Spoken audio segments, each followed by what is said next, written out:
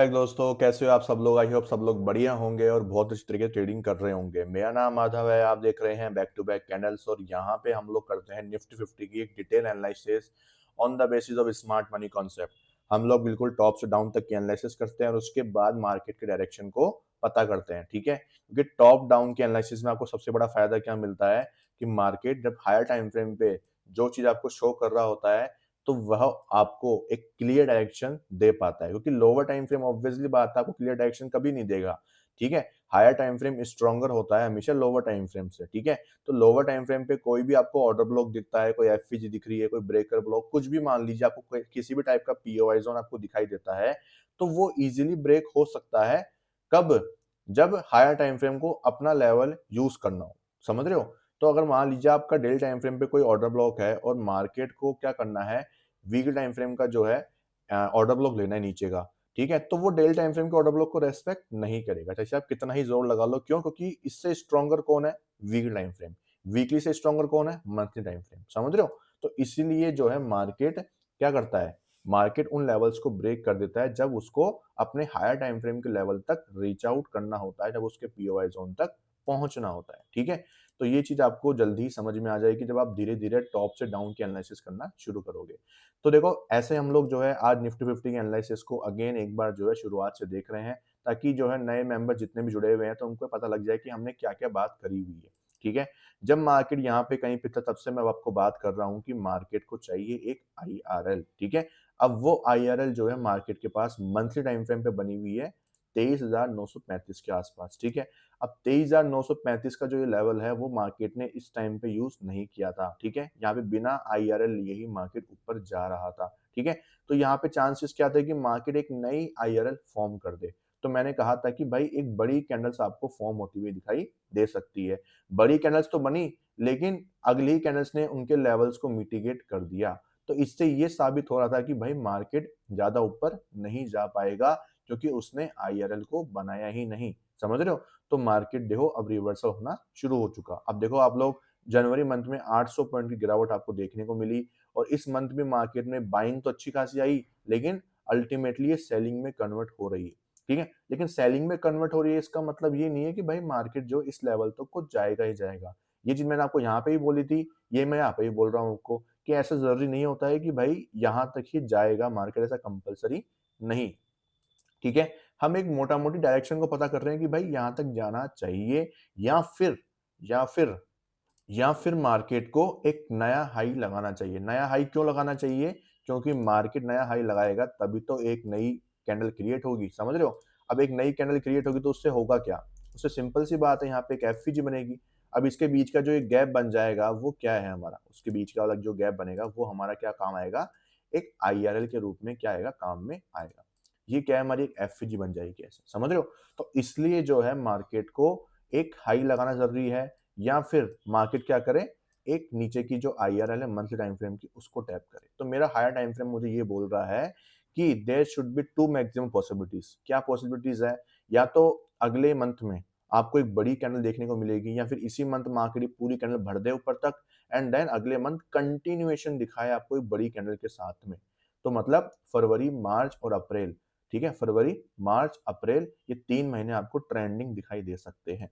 ठीक है, और अगर मार्केट मान लीजिए कि इसका लो ब्रेक करता है, इसका इस मंथ का लो ब्रेक करता है या फिर ये वाला लो ब्रेक करता है, तो बहुत ज़्यादा चांसेस होंगे कि मार्केट इस लेवल तक ईज़िली चला जाए। ठीक है? तो वैसे तो ये लो ही बहुत इंपॉर्टेंट है, जो कि है अपना इस मंथ का लो कितना बना हुआ है, 24,571 का जो ये लो है, ये बहुत इंपॉर्टेंट है। अगर ये ब्रेक होता है तो मार्केट इस लेवल तक ईज़िली आपको फिसलता हुआ दिखाई देगा, या इसके बाद कितने पॉइंट्स आप लोग देख सकते हैं, इसके बाद ऑलमोस्ट 700 पॉइंट की जो गिरावट है वो आपको देखने को मिलेगी और बहुत तेज मिलेगी, वो भी छोटी-मोटी गिरावट नहीं होगी, बहुत फास्ट गिरावट ये होने वाली है। ठीक है? अब जब जैसे ही मार्केट आईआरएल लेगा, फिर अगेन मार्केट ईआरएल की तरफ भागेगा। अब ईआरएल के पास मार्केट के पास 2 ऑप्शन होंगे, एक तो नीचे की तरफ मौजूद होगा, या फिर यहाँ से मार्केट एक पुल बैक बना के ऊपर की तरफ मूव करेगा। अब ऊपर की तरफ मूव करने के चांसेस ज़्यादा क्यों हैं? क्योंकि यहाँ पे एक मंथली टाइम फ्रेम का एक क्या है, यहाँ पे ये ऑर्डर ब्लॉक मौजूद है, एडवांस ऑर्डर ब्लॉक। ठीक है? तो ये जो ऑर्डर ब्लॉक है इसके ऊपर मार्केट टैप करके यहाँ से आपको जो है आईआरएल लेगा, आईआरएल से मार्केट के बाद डिमांड जोन है और वहां से वो रिवर्सल होके ऊपर की तरफ मूव करना ज्यादा प्रिफर करेगा फिर वहां से। ठीक है? तो ये आपको एक पॉसिबिलिटीज़ देखने को मिल रही है मार्केट में आने वाले कुछ दिनों में। जैसे यहाँ पे देखो यहाँ पे क्या हुआ था, यहाँ पे सिमिलर चीज़ हुई थी। मार्केट ने क्या किया था यहाँ पे, जब आईआरएल में टैप किया था तो ईआरएल लिया था। ईआरएल के बाद मार्केट को आईआरएल चाहिए था, ठीक है? तो आईआरएल कहाँ था मार्केट के पास में? आईआरएल मार्केट के पास में देखोगे इधर इस लेग में यहाँ पे नहीं था एफवीजी, ठीक है? यहाँ पे भी नहीं था, 1, 2, 3 इनके बीच में भी नहीं था। यहाँ पे एफवीजी था जो मार्केट ने यहीं पे यूज़ कर लिया था। मतलब कि ईआरएल हुआ था, आईआरएल में डिप करके फिर अगेन मार्केट ने ईआरएल लिया था। अब टॉप पे ईआरएल हुआ है, ठीक है? टॉप पे क्या हुआ है? ईआरएल हुआ है। अब ईआरएल हुआ है तो ऑब्वियसली बात है मार्केट को आईआरएल चाहिएगा।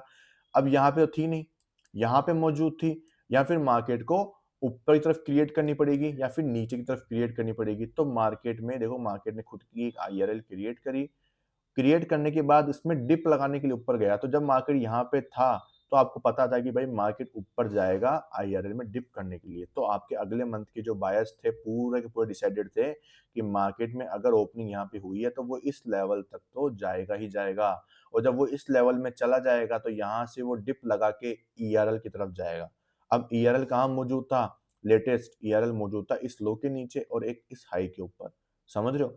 तो उसके लिए मार्केट को जो है बाकी के और जो सेंटिमेंट्स होते हैं, ग्लोबल सेंटिमेंट्स वगैरह होते हैं, सब अपने उनको यूज़ कर सकते हैं। स्ट्रक्चर इसमें बहुत बड़ी हेल्प करता है।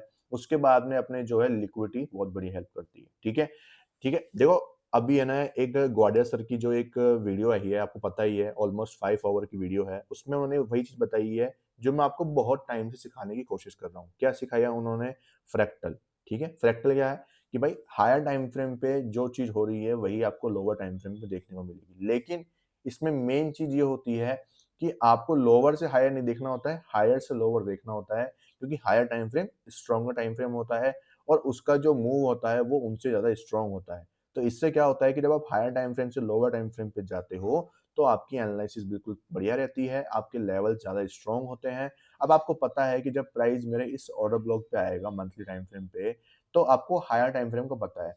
अब कुछ लोग यहाँ पे सेल करते हुए आ रहे होंगे, उनको नहीं पता इस चीज़ के बारे में, तो वो सेलिंग में रहेंगे। लेकिन हमें पता है कि भाई ये ऑर्डर ब्लॉक आ चुका है, हायर टाइम फ्रेम का डिमांड ज़ोन है, हायर टाइम फ्रेम का पीओआई ज़ोन है, ठीक है? मार्केट ने अपनी जो है आईआरएल लिक्विडिटी ले ली है। अब हमारे बायर्स क्या होंगे? अब हमारे बायर्स सेलिंग के ना होके बुलिश साइड के बायर्स हो जाएँगे। तो उन्होंने उन 4 चीज़ों को कंबाइन किया है और मैं यही 4 चीज़ें आपको बहुत टाइम से जो है मेरी डेली एनालिसिस वीडियो में भी सिखाता हुआ आ रहा हूँ। क्योंकि मैं हमेशा टॉप से डाउन की तरफ जाता हूँ एनालिसिस करते हुए, ठीक है?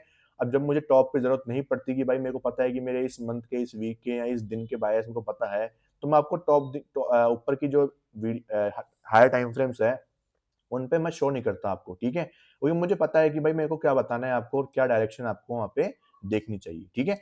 तो अभी यही चीज़ मैं आपको सिखाने की मैं कोशिश करता हूँ। देखो सबके वो क्या है इंस्पिरेशन है, मेरे भी इंस्पिरेशन है, ठीक है? ऐसी बात नहीं है, बहुत अच्छे सिखाते हैं वो, उनकी मदद से ही जो है काफ़ी लोग एसएमसी को समझ पाए हैं, जान पाए हैं, ठीक है? बहुत सारे कांसेप्ट जो हैं उनसे ही मैंने सीखे हैं, ठीक है?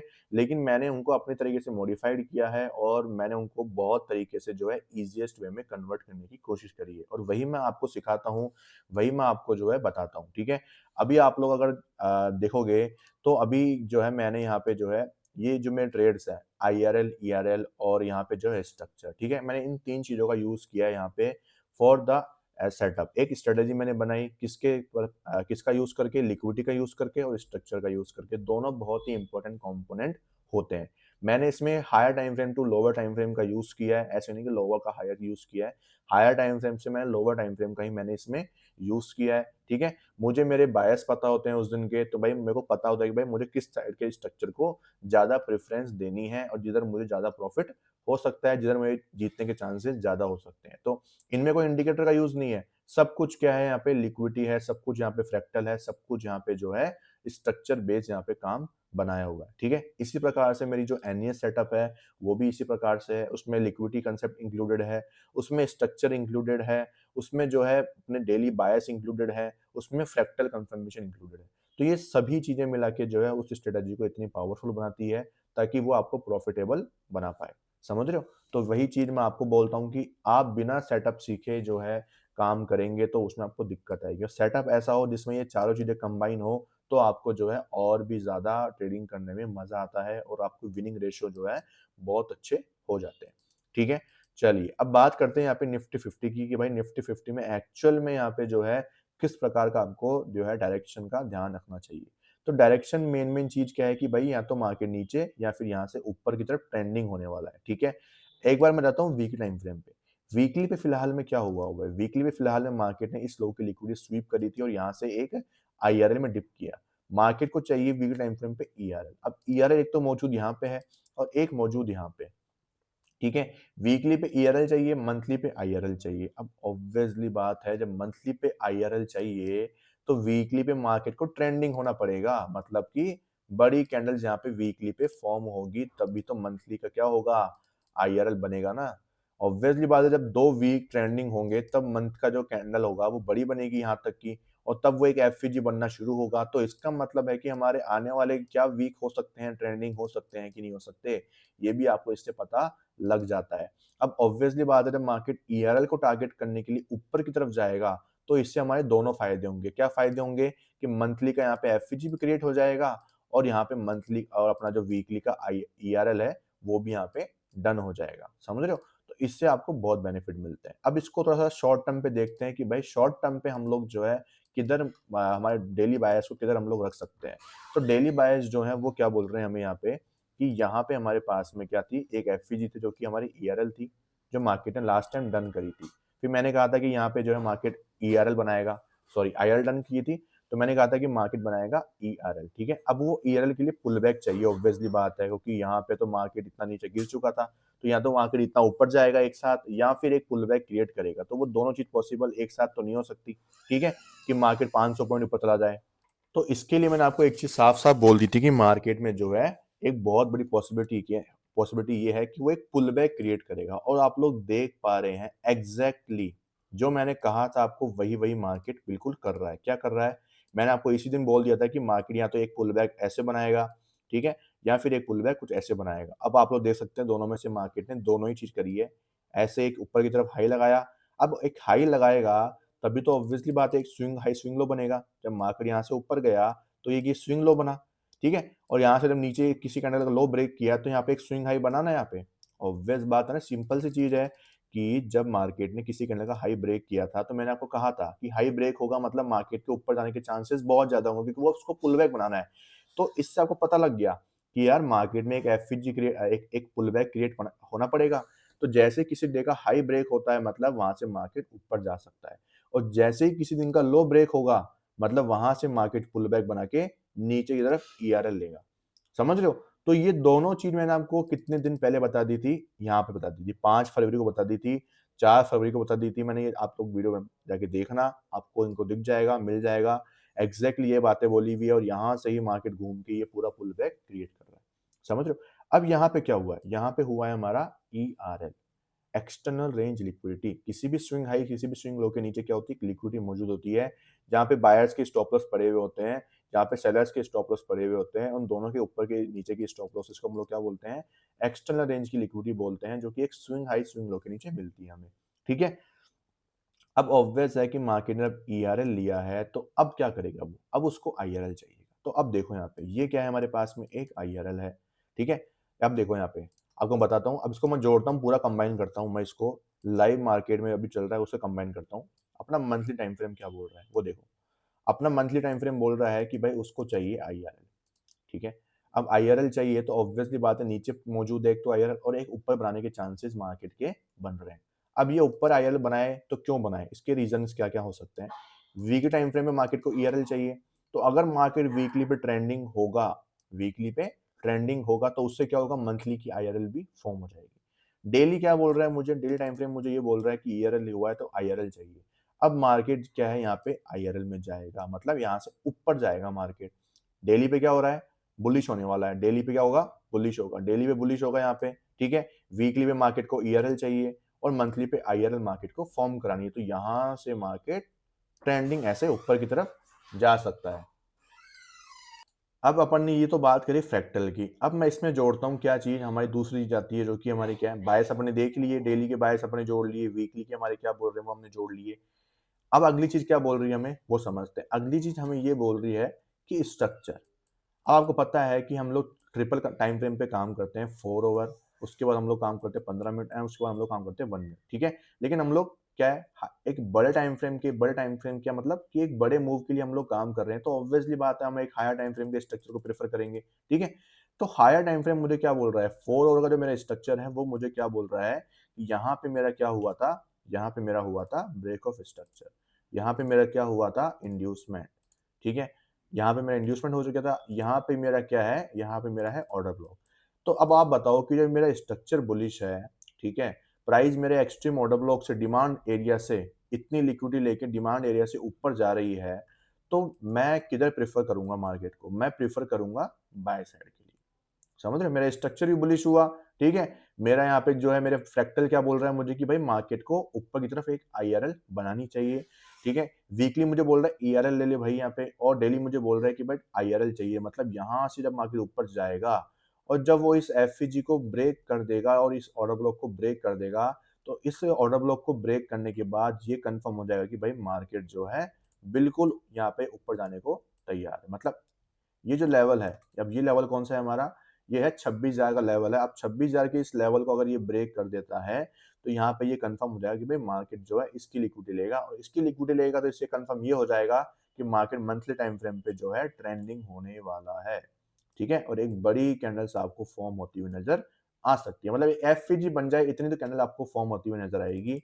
तो ये आप इसको पता लगा के जो है बैठ चुके हैं, समझ रहे हो। तो वही चीज ग्वाडर सर ने आपको सिखाई यहाँ पे कि भाई कैसे जो है हायर टाइम फ्रेम का आप लोग यूज करें, कैसे आप लोग जो है इन सब को कंबाइन करके एक डायरेक्शन को पता करें। मेन उनका जो मकसद था वीडियो का, वो समझाने का ये था कि डायरेक्शन, डायरेक्शन मतलब कि हायर टाइम फ्रेम की direction is a very important thing.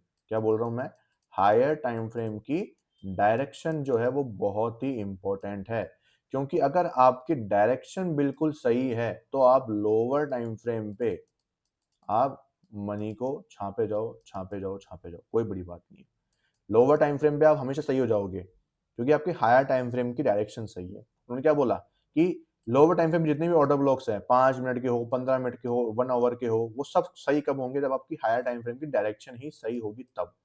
अब डायरेक्शन सही कैसे होगी, जब आपको इन तीनों टाइम फ्रेम को कंबाइन आप लोग कर पाओगे, उनको देख पाओगे कि भाई इनके पीओआई जोन कहाँ पे है, अभी लिक्विडिटी पहले किधर की ली गई है, अब किसको टारगेट करने वाली है, ठीक है। अब देखो उन्होंने जो है, आपको मैं एक और चीज़ बताता हूँ, जो आपको बहुत ही अच्छी अच्छी लगेगी और समझ में भी आएगी। जैसे कि मान लीजिए, यहाँ पे मैं बात करूँ, अभी की मैं लेटेस्ट चीज़ की बात करता हूँ, चलिए यहाँ पे बात करते हैं हम लोग, ठीक है। इधर क्या है, इधर ये था कि भाई मार्केट में जो है ये वाला, अब यहाँ पे देखो क्या चीज़ है, यहाँ पे है ये वाला ऑर्डर ब्लॉक, ठीक है। कौन सा वाला, ये वाला हमारा एक ऑर्डर ब्लॉक है, मैं इसको मार्क करता हूँ यहाँ पे। अब ये ऑर्डर ब्लॉक यहाँ पे ब्रेक हो गया, ये ब्रेक हुआ, ठीक है। तो इसके पीछे का रीजन उन्होंने क्या बोला कि भाई हायर टाइम फ्रेम को आप लोग देखो, ठीक है। हायर टाइम फ्रेम देखेंगे भाई, ऑब्वियसली बात है कि ये ऑर्डर ब्लॉक ब्रेक हो रहा है, तो इसके नीचे मतलब कि यहाँ पे कोई वीक टाइम फ्रेम पे कुछ ना कुछ तो होगा, तब ये ब्रेक हुआ है, ठीक है।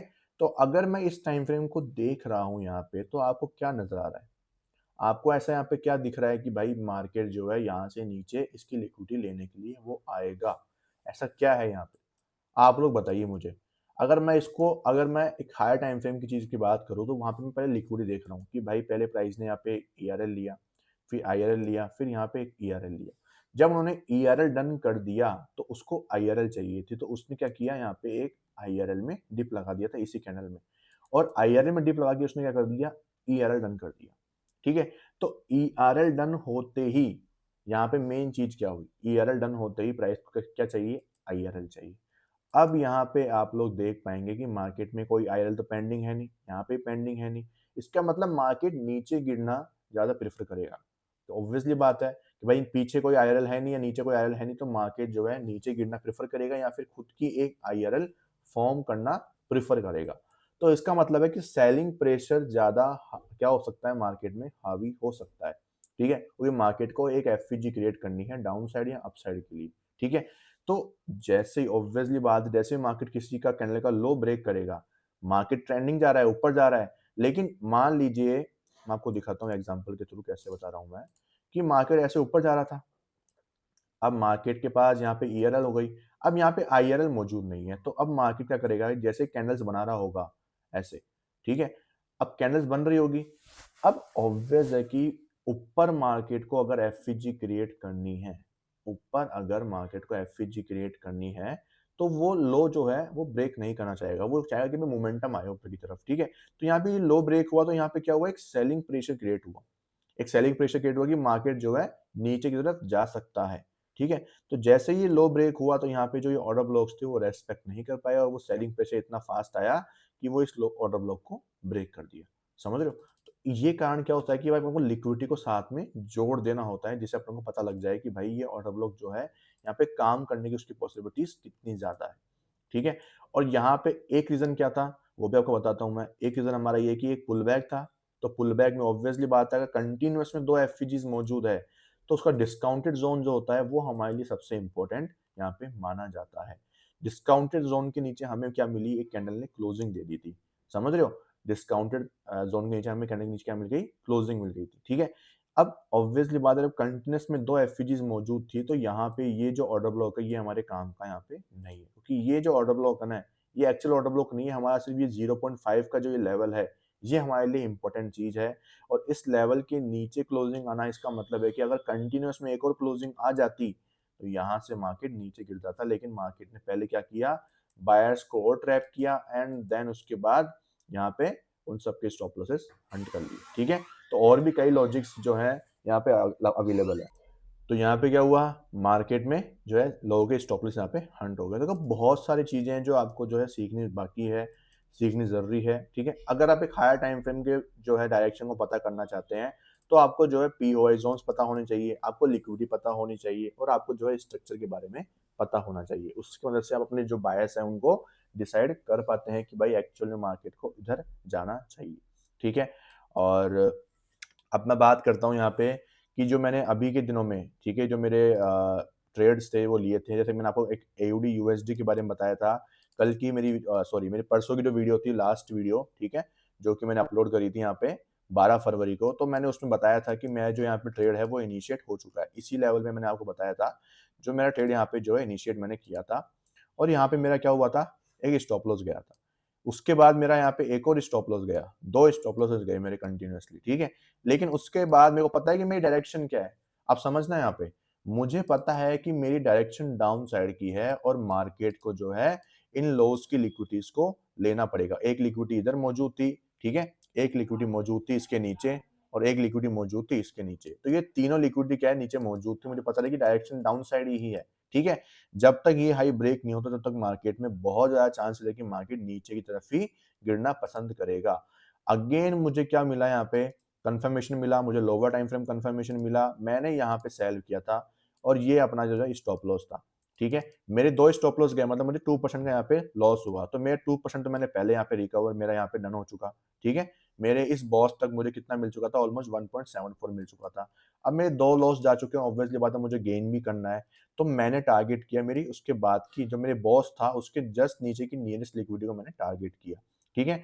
और यहाँ पे मुझे फ्लो में कितना मिला, 2.61 की बजाय मुझे मिला ये 1:3, ठीक है। ये 1:3 मैंने यहाँ पे सिक्योर कर लिया। करने का तो मैं इस लो को लिक्विडिटी भी स्वीप कर सकता था, लेकिन उसमें यह था कि भाई अपन को फिर नेक्स्ट डे होल्डिंग लेके जानी पड़ती, और क्या मतलब निकलता जब आपको इतना अच्छा मूव मिल चुका है एक बार में ही। और 1:3 जिसमें मेरे दो लॉस कवर हो गए, और मेरा यहाँ पे क्या हो गया, एक मुझे 1:1% का मेरा एक प्रॉफिट भी यहाँ पे मैंने सिक्योर कर लिया। तो आप लोग ये समझ सकते हैं।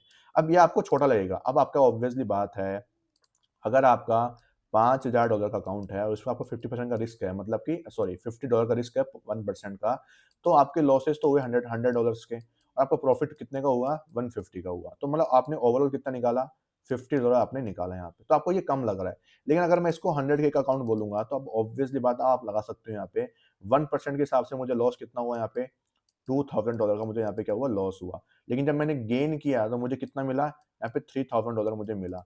तो मतलब ओवरऑल कितना गेन किया मैंने, $1,000, मतलब ऑलमोस्ट यहाँ पे मैंने 85 से 90,000 रुपीज मैंने बुक कर लिए इन इंडियन करेंसीज, ठीक है। तो ये चीज समझने वाली बात है कि जब आपका अकाउंट बड़ा होता है तो आपको सेटिस्फेक्शन अच्छा दिखाई देता है, ठीक है।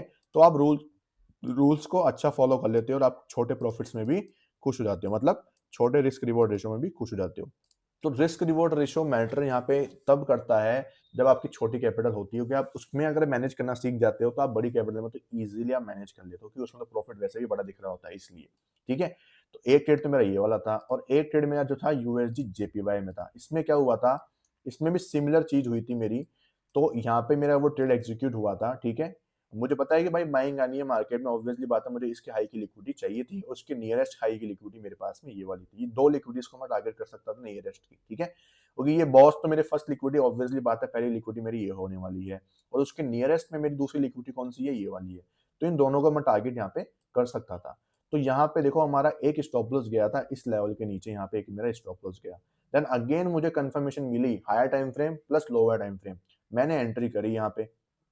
ठीक है, इस लेवल के ऊपर मेरी एंट्री होती है, और यहाँ पे जो है मेरा यहाँ पे स्टॉप लॉस होता है। ठीक है, अब इसमें देखो यहाँ पे क्या हुआ, यहाँ पे देखोगे ये पूरा टारगेट अपन ने यहाँ पे बुक किया था, जिसमें क्या हुआ था मेरा फायदा यहाँ पे ये हुआ कि मेरे को एक बना मतलब 1% का मुझे लॉस हुआ था, तो 1% तो मैंने वो गेन किया, और यहाँ पे मुझे ये 2.7 का मुझे यहाँ पे रिस्क रिवॉर्ड रेशियो मिला, मतलब मैंने ऑलमोस्ट 1% और 1.7% का मैंने यहाँ पे एक्स्ट्रा गेन किया। ठीक है, वैसे तो मोमेंटम बहुत फास्ट था, मुझे पूरा 1:3 मिला है देखा जाए तो यहाँ पे, लेकिन मैंने जो है इसके हाई के ऊपर मेरा जो है लिमिट ऑर्डर सेट किया हुआ था, तो वो मुझे इजीली मिल गया। तो आपको डायरेक्शन पता है। ठीक है, मेरी जो स्ट्रेटेजीज है उनमें कोई इंडिकेटर का यूज नहीं है, उनमें फ्रैक्टल यूज है, उनमें लिक्विडिटी यूज है, उनमें स्ट्रक्चर यूज है, और उनमें जो है सबसे मेन चीज बायस इंक्लूडेड है। ये सारी चीज इंक्लूड होती है तब आपको ये ट्रेड मिलते हैं ऐसे। जब आपके लॉसेस भी होते हैं तो आपको पता है कि नहीं मुझे भाई बाय ही करना है, तो आपके वो ट्रेड सक्सेसफुल भी होते हैं। इसी के बिहाफ के ऊपर अभी मेरा एक रनिंग में ट्रेड चल रहा है, वो है यहाँ पे CAD JPY के अंदर। इसमें भी सिमिलर चीज हुई थी मेरे साथ में कि ऑब्वियसली बात है मेरी डायरेक्शन डाउन साइड की थी प्रॉपर, तो यहाँ पे मुझे पहला स्टॉप लॉस गया मेरा यहाँ पे। ठीक है, इस एरिया से मैंने यहाँ पे सेल करने की कोशिश करी थी। ठीक है, और यहाँ पे जो है मैंने इसके नीचे सेल किया था, यहाँ पे इसके नीचे का स्टॉप लॉस था। ठीक है, इसमें लोअर टाइम फ्रेम कंफर्मेशन मैंने यहाँ पे नहीं ली थी। ठीक है, और यहाँ पे आप देखोगे इसमें मुझे बहुत ही प्यारा मिला था, 1:4.3 का रिस्क रिवॉर्ड रेशियो मिला था, कि बहुत ही अच्छा रिस्क रिवॉर्ड रेशियो है। बट मेरा टारगेट ऑब्वियसली बात है मेरी नेक्स्ट ERL होती है। ठीक है, तो ये मेरा रिस्क रिवॉर्ड रेशियो था इसके अंदर, बट मार्केट ने मुझे SL हंट करके बाहर निकाला। ठीक है, ये होने के बाद जो है मैंने यहाँ पे सेलिंग मारी, और यहाँ पे सेलिंग मैंने कैसे करी, यहाँ पे सेलिंग करी मैंने यहाँ पे lower time frame confirmation plus higher time frame confirmation, और ये ट्रेड मेरा है ऑलमोस्ट 1:4 का है, जो मुझे यहाँ पे मिल रहा था सिर्फ इतनी सी कैंडल्स में। उसके लिए मुझे अब ऑब्वियसली बात है इतना इंतजार करना पड़ रहा है। ठीक है, बट कोई बात नहीं, हर एक चीज का यहाँ पे देखो मोटिव है, अगर क्या पता ये यहाँ से सक्सेसफुल हो जाता तो मैं 1:6 आर जो है छोड़ देता।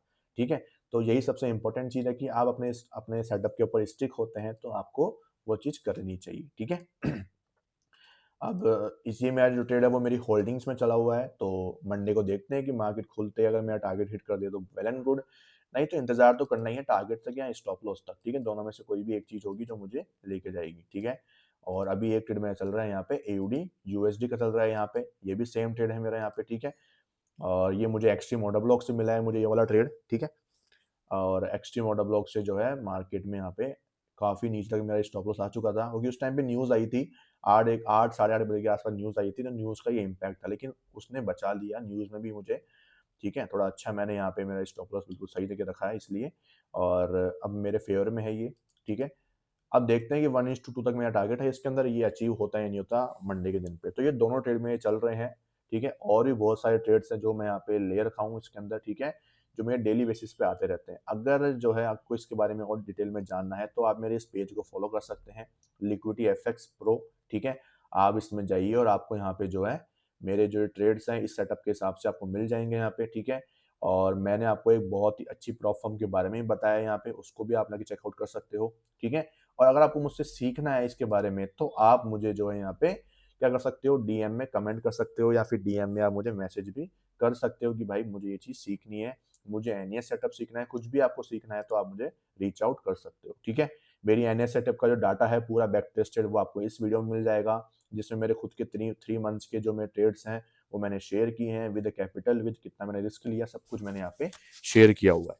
ठीक है, तो आज की वीडियो में इतना ही है। आई होप आप सबको समझ में आया होगा, और आपको फ्रैक्टल और इन सब चीज़ों के बारे में और भी ज़्यादा डिटेल में समझ में आया होगा, कैसे हायर टाइम फ्रेम का हम लोग यूज़ करते हैं लोअर टाइम फ्रेम के ट्रेड्स के लिए, ताकि हायर टाइम फ्रेम की डायरेक्शन क्लियर हो जाए तो लोअर टाइम फ्रेम में हमारे ट्रेड्स बिल्कुल सही होते जाएँ और हम लोग जो है प्रॉफिट में चलते हुए चले जाएँ। ठीक है? तो मिलते हैं कल की नई वीडियो में, तब तक के लिए वीडियो को लाइक करिए और मेरी मेहनत का कुछ मुझे फल दीजिए। ठीक है? Thank you so much. धीरे-धीरे हमारे सब्सक्राइबर्स भी बढ़ते जा रहे हैं और मुझे उम्मीद है कि इनको कोई भी रिग्रेट नहीं होगा। मेरे चैनल को सब्सक्राइब करके वो मेरे चैनल पे कुछ ना कुछ सीखेंगे ही। ठीक है? इन लॉन्ग टर्म आपको मेरे चैनल से बहुत ज़्यादा बेनिफिट्स ही होने वाले हैं। कभी भी मैं आपको निराश नहीं करूँगा इन चीज़ों के लिए, क्योंकि मेरी कोशिश यही है कि मैं एक बिगिनर ट्रेडर्स को जो है ग्रो कर सकूँ और उसको ईज़ीएस्ट से ईज़ीएस्ट वे में एक सेटअप को प्रोवाइड करा के उसको प्रॉफिटेबल ट्रेडर बनवा सकूँ। ठीक है? मेरा मेजर मकसद यही होता है कि मैं लिक्विडिटी और स्ट्रक्चर को यूज़ करता हूँ। ठीक है? और जो है मेरे बायर्स मेरे को पता होते हैं कि भाई किस डायरेक्शन में वो मूव करते हैं। बायर्स के लिए ही मैं डेली आपको एक एनालिसिस वीडियो बना के देता हूँ, ताकि आपको सेम डे की जो बायर्स हैं वो पता रहे कि भाई आपको नेक्स्ट डे किस तरफ की लिक्विडिटी को टारगेट करना चाहिए, किधर मार्केट मूव कर सकता है, किधर आपके जो है ट्रेड्स की ज़्यादा प्लानिंग होनी चाहिए। तो इसलिए मैं आपको बोलता हूँ कि आप मेरे चैनल को सब्सक्राइब करके रखें, ताकि आपको जो है डेली के जो बायर्स हैं, डेली की डायरेक्शंस जो हैं आपको पता होनी चाहिए जब आप मार्केट में ट्रेड करने के लिए जा रहे हैं तो। ठीक है? वीडियो को एंड तक देखने के लिए थैंक यू सो मच। मिलते हैं कल की वीडियो में।